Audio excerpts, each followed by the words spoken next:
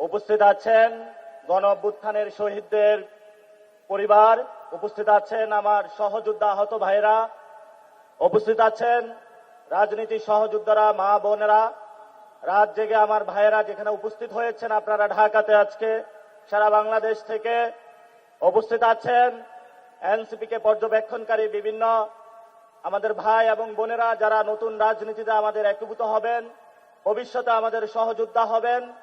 উপস্থিত আছেন আলেম ওলামা থেকে শুরু করে বাংলাদেশের বিভিন্ন প্রান্তিক অঞ্চল থেকে, রবিদাস থেকে, পাহাড়ি সাঁওতাল থেকে বিভিন্ন জাতিগোষ্ঠীর বিভিন্ন ভাই এবং বোনেরা, সবাইকে আজকে এই শহীদ মিনারের শুভেচ্ছা জানাচ্ছি।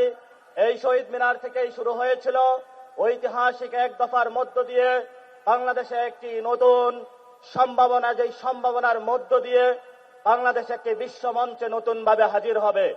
আমি প্রথমেই গাজার যারা অধিবাসী বিভিন্ন ক্ষেত্রে নিপীড়নের শিকার হচ্ছে, ক্ষুধার যন্ত্রণায় নিপীড়িত হয়ে মারা যাচ্ছে, তাদের প্রতি শ্রদ্ধা এবং সমবেদনার মধ্য দিয়ে আমার বক্তব্যমালা শুরু করছি।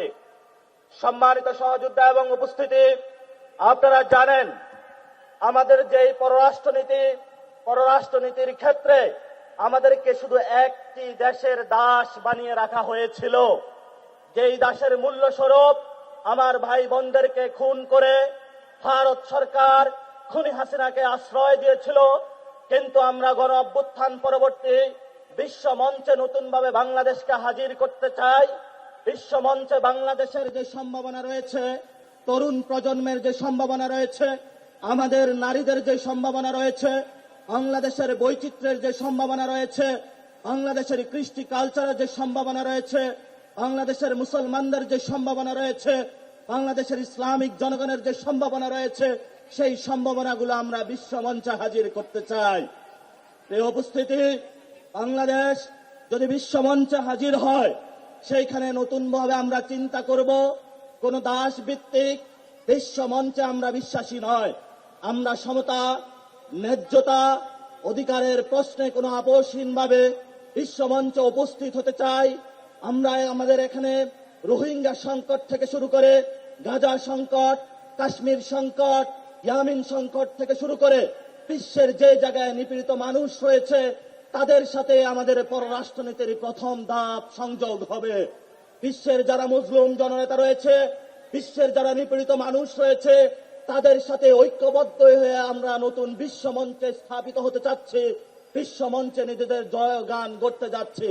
আপনারা জানেন বাংলাদেশে আমরা গত 50 বছরে কোন একটি দল বলি, দুটি দল বলি, সংবিধান বলি, সর্বক্ষেত্রে এক বা দুটি দেশ বা তিনটি দেশ বা বিদেশি সাহায্য নির্ভর বা জাতিসংঘের যে সিকিউরিটি কাউন্সিল রয়েছে, সেগুলোর বাহিরে গিয়ে পৃথিবীতে অন্যান্য রাষ্ট্র যে বিরাজ করে, সেই বিরাজমান রাষ্ট্রগুলোর সাথে আমরা কখনো সম্পর্কের ভিত্তিতে নতুন একটি দেশকে চিন্তা ভাবনা করতে পারবো, তা পলিটিক্যাল যারা কমিউনিটি রয়েছে, রাজনৈতিক নেতৃবৃন্দ রয়েছে, তাদের মধ্যে সেই মনোযোগতে আমরা কখনো সেই শুভবুদ্ধির উদয় দেখি নাই।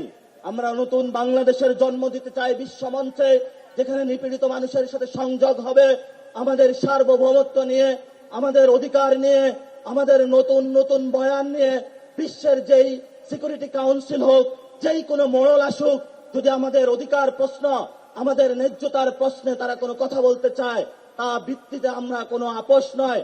নতুন বাংলাদেশ, নতুন বিশ্ব মঞ্চ গঠনে আমরা নতুনভাবে আবির্ভূত হব। সংগ্রামী জনতা এবং উপস্থিতি, আপনারা জানেন দক্ষিণ এশিয়াতে আমরা একটি জাতিগত বৈষম্যের মধ্য দিয়ে যাচ্ছি। এখানে দলিতদেরকে নিপীড়ন করা হয়েছে, মুসলমানদেরকে নিপীড়ন করা হচ্ছে, বাঙালিদেরকে নিপীড়ন করা হচ্ছে, বিভিন্ন জায়গায় যারা জাতিগোষ্ঠী রয়েছে তাদেরকে নিপীড়ন করা হচ্ছে। দক্ষিণ এশিয়ার যে শান্তি প্রতিষ্ঠা, আঞ্চলিক সার্বভৌমত্ব রক্ষা, সেখানে বাংলাদেশ নতুন করে এনসিপির নেতৃত্বে নতুনভাবে নেতৃত্ব গ্রহণ করতে চায়। সর্বশেষ যে কথাটি বলবো, আমরা একটি ন্যায্যতা এবং সমতা, মিউচুয়াল রেসপেক্টের ভিত্তিতে একটি ফরেন পলিসি চাচ্ছি।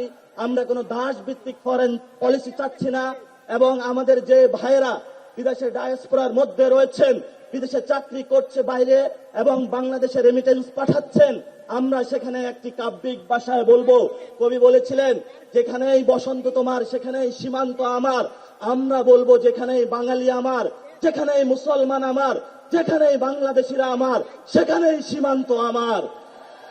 আমাদেরকে যতটুকু সীমান্ত দিয়েছেন, আমরা যেখানে বাংলাদেশিরা বসবাস করে সবাইকে নিয়ে নতুন বিশ্ব গঠন করতে চাই। আমাদের সাথে থাকবেন। নতুন বিশ্ব মঞ্চে এনসিপির নেতৃত্বে জয়গান হবে, সেই ভরসা রাখুন। পরিশেষে যারা উপস্থিত হয়েছেন, লড়াইটা জারি রাখুন।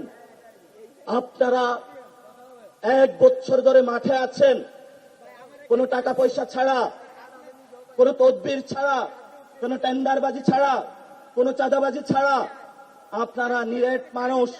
এই পঙ্কিলতা থেকে মুক্ত হয়ে, যদি পাপ থেকে মুক্ত হয়ে আপনাদের এই লড়াই ধরে রাখতে পারেন, ইনশাল্লাহ এই শহীদ মিনার থেকে আমরা গণভবনে গিয়েছিলাম। আগামীতে আজকে ইনশাল্লাহ নাহিদ ইসলামের পক্ষ থেকে যে কর্মসূচি ঘোষণা করা হবে, সারা বাংলাদেশের কর্মসূচির মধ্য দিয়ে এই শহীদ মিনার থেকে ইনশাল্লাহ আমরা পার্লামেন্টে গিয়ে সরকার গঠন করব। সেই সরকার গঠনের আহ্বান জানিয়ে জাতীয় নাগরিক পার্টির প্রত্যেকটি নেতাকর্মীকে মাঠে থাকার জন্য আহ্বান জানাচ্ছি। ধন্যবাদ সকলকে।